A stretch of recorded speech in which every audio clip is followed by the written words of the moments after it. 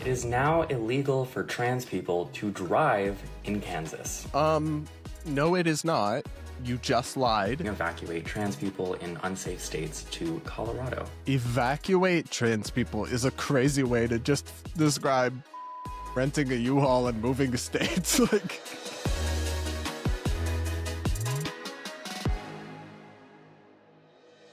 we got to check in with our favorite queer, non-binary influencer slash propagandist, Matt Bernstein, aka Matt IV. I think that's his handle on social media that he goes by. We will not be doing the they them pronouns. That's, as Candace would say, fake and gay. Anyway, he is out here spreading. We already talked about this law, by the way, on the channel and on the podcast, but refresher. Kansas enacted this policy. Kansas Republicans, they have a supermajority in the state legislature. And under old rules, some trans people had been able to list their sex on their driver's license as like their preferred identity rather than their biological birth sex. And it applies to about 1,800 people, where the legislature canceled that and basically rescinded those licenses and declared them null and void. And people received a letter in the mail last week on Monday. It was sent out. So they were receiving it Tuesday, Wednesday, even Thursday, that as of Thursday, their driver's license was void and they had to go get a new one. And I said about this that, listen, I do agree that your sex, it didn't say your gender identity on the driver's license, or maybe you could say, well, my gender identity is female, but your sex is either male or female, and that's an immutable biological characteristic. And I don't believe you have a right to list false information on government documents. I'm sorry, I simply don't. You can call me a bigot, you can browbeat me, I'm not going to change that view. But regardless, I do believe it was inconsiderate and kind of poor policymaking and kind of just really all around the wrong way to approach this, to not include a grace period in the law. You could have had, in 30 days, your license will be void. Get a new one now, right? You could have done that and not inconvenienced people so profoundly. So I thought the way they did it was kind of crappy on that front. However, it was not The Handmaid's Tale or dystopia or any of the nonsense propaganda that people are being told that it is. And people like Matt Bernstein are leading the charge on this, spreading blatant lies. And this Instagram video has almost 15 million views, 14.7 million views as of time of this recording. And it is objectively false propaganda and lies, stirring people up, scaring them, and potentially radicalizing them. Let's look at this video. Then we're going to talk about a couple of the top comments on it. And I'm going to connect the dots as to why this is not just dishonest, it is dangerous to lie like this to millions of, in some cases, hyper-radicalized and deranged people on the internet. Let's watch Matt's video without further ado. It is now illegal for trans people to drive in Kansas. No, it is not. You just lied. Yes, some trans people who had their sex listed incorrectly on their Kansas driver's licenses received letters and had their licenses rescinded, and they just have to get new ones that correctly list their biological sex. You can agree or disagree with that. We can have that debate. But you are lying through your teeth if you say it's illegal for trans people to drive in the state of Kansas. That is fake news, misinformation, propaganda that you have just broadcast to 15 million people. I never say, like, please don't scroll. But for once in my very online life, I'm going to ask you to not scroll. This week, trans people in Kansas received letters that their IDs are now invalid with no grace period. Hi, I'm Avery Rowland. I'm a transgender woman in Kansas, and today I got a letter from the Driver's License Bureau saying my license is invalid. It happened. I received my letter from the Kansas government saying that I need to change my driver's license back to male. And will remain invalid unless they go to the DMV and get new IDs listing their sex assigned at birth. Oh, so now you're admitting you lied when you said they're banned from driving in Kansas. They just have to update their driver's license. And I do agree, to be clear, there should have been a 30-day grace period. To send people this and kind of put them in the jam is a crappy thing to do. But it's not The Handmaid's Tale, and it's not dystopian to insist that people's sex, remember, it's not their gender or identity. Their sex that's listed is actually their sex, right? Because your sex is dictated by the structure of your reproductive system. It is not a feeling on the inside. It's a biological reality that affects human life and civilization in profound and important ways. And to obfuscate that reality in literally list false information on government documents is not a civil right, and correcting that is not like the end of the world. And it's certainly not banning trans people from driving in Kansas. A lot of trans people weren't even affected by this because their documents still list their sex accurately in the first place. So only a subset of them that had changed their sex under their old policies, their sex designation, to an incorrect answer, have to get a new license. Should they have been given a grace period to do so? Yeah, I think so. Though the law did pass over a month ago, and if they were following the news, they would have known about it. But still, I agree. You could have had a grace period. Is it, though, this like doomsday level event that they're portraying it to be in these videos? No. At birth. If they're caught driving with their current license, which affirms their identity, they could face a Class B misdemeanor, which carries up to 6 months in prison. So this is a weird way of just describing the penalty for anyone that drives without a valid driver's license, by the way.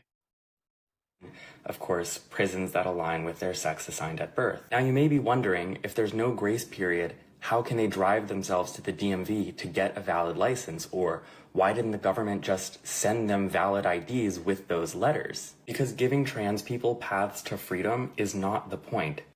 Okay, that's an overstatement. But I do agree. They potentially could have just sent them updated licenses. And while I'm sure they're capable of having someone drive them to the DMV or taking an Uber. I think it was Uber, maybe it was Lyft, like put out a discount code for people in Kansas to use if they needed to go to the DMV. And I think that makes sense. I think it should have been done in a much more considerate way than it was. But to suggest that, like, oh, also we should pause on the fact that he says, like, and they'd be put in prisons that don't align with their identity. I would love to know, does Matt think that biological males should be placed in women's prisons? What about sex offenders? What about violent people who are biologically male, but their gender identity, their truth is that they feel a woman on the inside, right? Which obviously that's a real experience that some people do have, but it's also something some people take advantage of. And does he think that people just have this right to affirm their identity no matter what? What prison should a sex offender trans woman be placed in, Matt? I would love to know your answer to that question. Preventing them from participating in public life is. Much like how ICE has been arresting people when they show up for their lawful immigration appointments, the fascist regime is pretending that there's a pathway to becoming a persecuted minority the right way. The fascist regime. Also, can we just not make everything about everything? It's so exhausting. We could have a whole conversation about ICE. I've had multiple. I have lots of criticisms of ICE. But the fascist regime is pretending that there's a right way to get your documents in order as a trans person in Kansas. No, there literally is. It's not pretend. You just have to go to the DMV and get a driver's license that says male if you're male and female if you're female. What's the secret plot there? To deny people participation in public life? I would be outspoken against that if they truly were trying to do that. But if you just get a different ID and then go back to business, you can still do all the things they're claiming are being taken away, like voting, employment, renting cars.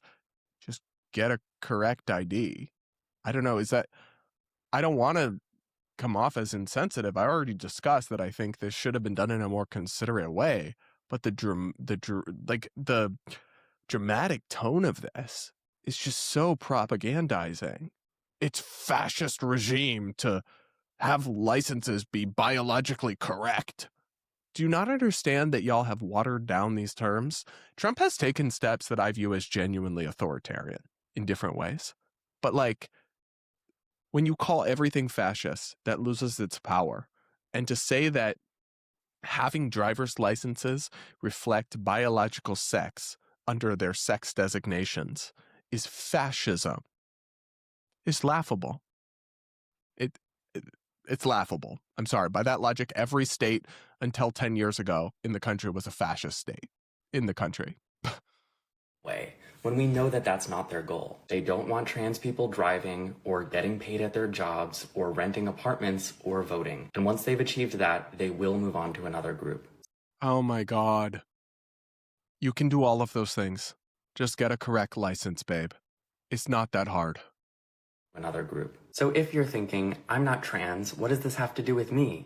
Allow me to put it another way. The same politicians pushing for ID requirements on voting day just singled out a group of people that they did not like and invalidated their IDs overnight. I think you should care about this because it happened to anyone. But if you also belong to any minoritized group and think that something similar couldn't happen to you when you become inconvenient to the fascist project, I don't really know what to tell you. Minoritized group is such like comically woke Mad Libs language.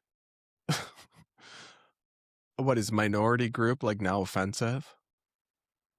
And I find this interesting. If they can enact a law changing policies affecting government IDs, then that could be done to anyone.